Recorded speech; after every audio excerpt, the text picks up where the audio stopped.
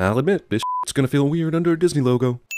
Tradition for tradition's sake. Also, reading. The March of War! These opening crawls always seem to tell a story that is not logical from where we left off. The Jedi and the clones destroyed the droid army and the factory where they were built in the last movie. But suddenly Dooku can go around making successful attacks that he wasn't capable of before. These two ships are doing absolutely nothing except making a long, unbroken shot possible. Of course, when it's all a cartoon, how impressive is that? This is just stupid, ludicrous survival. Also, this brings to light the fact that there appears to be no solid military plan involved on either side. Hey, just send all your ships out and we'll flip a coin. Heads we die, tails we die. Well, someone's gotta win, might as well be us. Flying is for droids. Obi-Wan became the one-liner asshole of this series. If you have droids that can do this, why not give them bombing capabilities? The General's command ship is dead ahead. Still, like 4 minutes ago you said the same thing. General Grievous's ship is directly ahead. Neither it nor you moved or changed direction in the last 4 minutes. Oh, I have a bad feeling about this. In earlier uses of this line, it was always in a situation that was undefined. The person saying it didn't know why they got a bad feeling, but they got it nonetheless. Now you're just sticking it in for lip service. Revenge of the Sith brings the new trilogy's circle of life to a close by delivering us more extremely useless Jedi droid battles. If only the bad guys in these movies had made their ships less R2 compatible, they would have won this. So it's come to this, a coughing robot. Destroyers! This is almost a reenactment of the scene from Phantom Menace when these destroyers showed up. You'd think they learned to come from the sides to make defense nearly impossible. Drop your weapon. There's no reason these droids didn't blast these guys already. You stood here for a solid minute while Anakin hung from this thing. R2 continues to accidentally himself out of every situation he finds himself in. Sith Lords are our speciality. Yeah, except for Qui-Gon. Too soon? Also, you faced one Sith Lord by my count, and you only beat him because Qui-Gon softened him up. Anakin here is a newbie, so this statement makes no sense whatsoever, especially considering the two of you lost quickly to this dude last movie. My powers have doubled since the last time we met, Count. I rolled a 20-sided die and got 1,000,000 extra hit points, so come at me, bro. Also, no one for whom this was true would actually bother to say this shit. Robots enter this Jedi battle to make things extra pointless. Get! This CGI makes it look like this shouldn't even hurt. Yep, somewhere in George Lucas's basement, there are a number of severed arms and hands. He didn't commit the crimes, but he is haunted by them.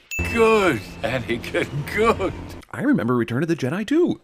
He cut off your arm, and you wanted revenge. Tale as old as time. Another Wilhelm bites the dust. Such a tragic family. So the good guys are blasting this ship, but why? Don't they know Palpatine is on it? Don't they know two Jedi are trying to save Palpatine? I don't know what I just saw, but it was total bullshit. Activate ray shields! Why didn't they do this before? Do you have a plan B? I hope not. Luke and Leia need to be born. Aside from the coughing, which is dumb as hell, how does a robot get promoted through the ranks so quickly and become a general? What the f is this nonsense? Discount robot Darth Mauls. Somehow, the best chance for survival involves Anakin trying to crash land this gigantic ship, as opposed to any kind of Jedi something escape pod something. 8 plus 60. Well, that means something. It's good to see that during all this war, someone spotted the crashing ship and sent 4 firefighting jets to come spray water on it. Maybe don't shoot it down next time. Landing strip, straight ahead.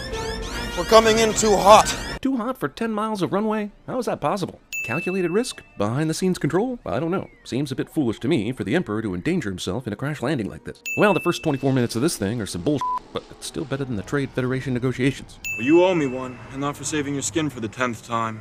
9th time. That business on Cato and Amoidia doesn't count. Once again, Jedi talk about some we never got to see. These two are doing a marvelous job hiding their secret romance, and by marvelous, I of course mean terrible. There were whispers that you'd been killed. Why? Who knew the situation enough to make any kind of speculation? Wait, not here. Yes, not here, where you've already run to me, picked me up in your arms, and canoodled me. Let's actually save the kissing for another place, where no one can actually see us and Annie, I'm pregnant. It's truly amazing how Yoda and a whole bunch of Jedi Council members can't sense this. What are we gonna do?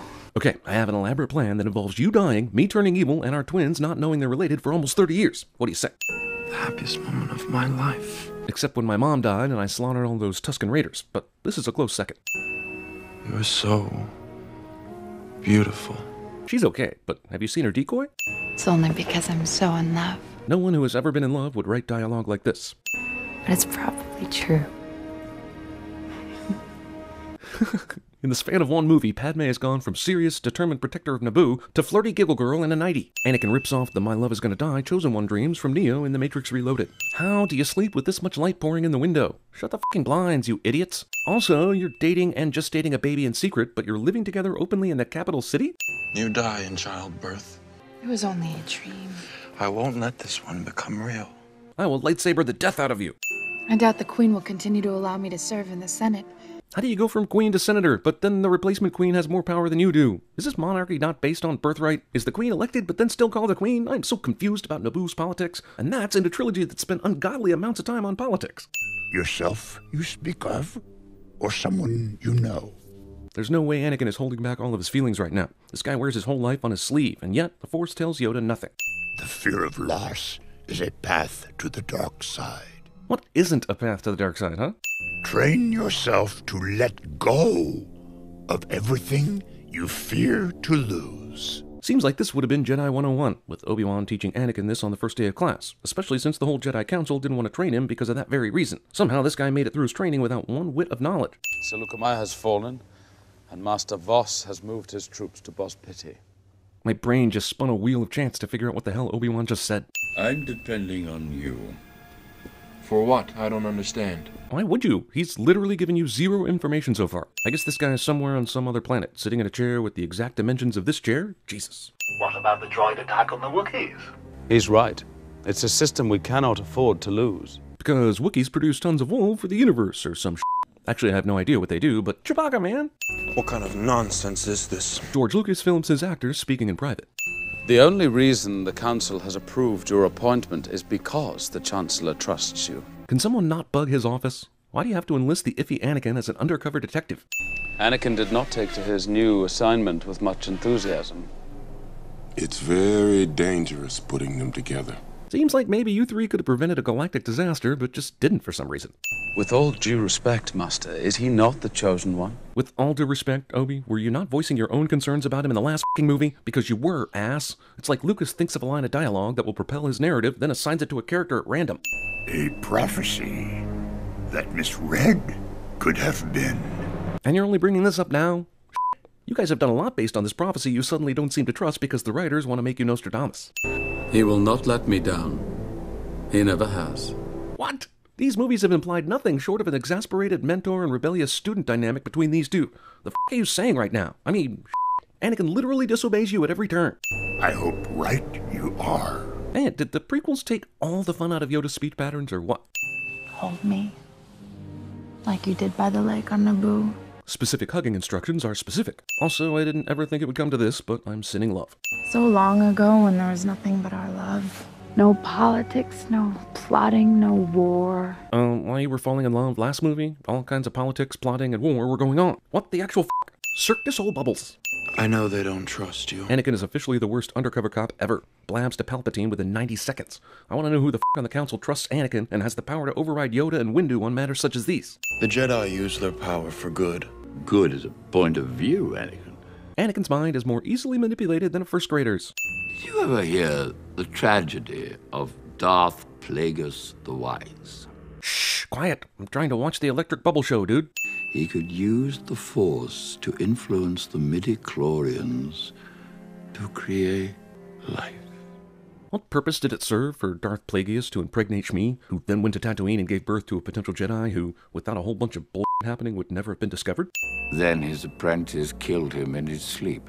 This series has been so focused on keeping the Palpatine Darth Sidious secret that it's lost sight over what could have been an awesome thing to see. Sidious learning about the Force and killing his master. That's all these movies are, explanations and backstories of things that would have been awesome to see, but we only hear about. Cheap Chewbacca cameo feels cheap in cameo. Did these Wookiees just do a Tarzan yell? My god, man, it just hurts my soul. However, it may turn out just to be a wild panther chase. Goose called, it doesn't appreciate your appropriation of its idiom. I have trained you since you were a small boy. I have taught you everything I know. Except that part about controlling your emotions and whatnot. We skipped that lesson. I'm not gonna die in childbirth, Annie. You remember the dream about his dying mom he had as she was actually dying, though, right? We are being held hostage. They are watching us. But not closely enough, apparently. Obi-Wan watches himself pilot a ship away from the dock, and I'm left to wonder, am I watching the island right now? And somehow Obi-Wan managed to fake everyone out by not being on the ship when it flew away. Something we didn't get to see because it's total bullshit. When did Obi-Wan learn to ride one of these random bastards? This military fortress has no way of detecting and alerting General Grievous of this Jedi lizard intrusion. Be thankful, Viceroy. You have not found your Sith in my grave. Grievous sounds exactly like Saris from Galaxy Quest. Kill him. While these 4 stun gun guards attack Obi-Wan, none of the Grievous loyal robots do jack or Wow, that was perfectly sized to fall on 4 incompetent robots. I've been trained in your Jedi arts by Count Dooku. When did you guys have time for that? What's better than 1 or 2 lightsabers? 4 lightsabers. This is the funniest image in all of Star Wars. People just walking around and minding their own business while a huge battle takes place upstairs. You must realize you are doomed. Saying things. Obi-Wan's instant spiritual bond with this planet's version of a hippogriff. And yeah, sure, I guess he's using the Force's connection with all the universe to do this, but honestly, I just wanted to say the word hippogriff in this video, okay? I mean, it's not like you didn't roll your eyes at this too. And you've never seen more lost lightsabers than these fucking prequels. That shit's like candy in these films. I think the whole reason for the plot now is so that George Lucas can insert holograms on screen. I sense a plot to destroy the Jedi. The dark side of the Force surrounds the Chancellor. Oh, so you guys got your ability to see more clearly now? The dark side's been clouding your vision all the way up until now. I guess the Force simply acts according to the whim of the screenwriter.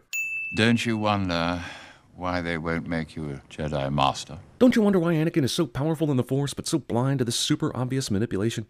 And you will be able to save your wife from certain death.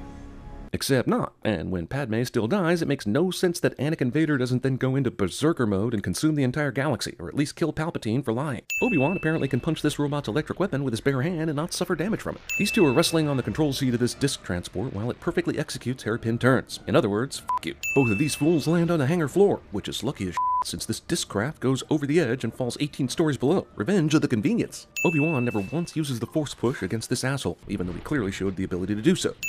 I think Chancellor Palpatine is a Sith Lord. A Sith Lord? What? 90 seconds of what am I gonna do contemplation. You're under arrest, Chancellor.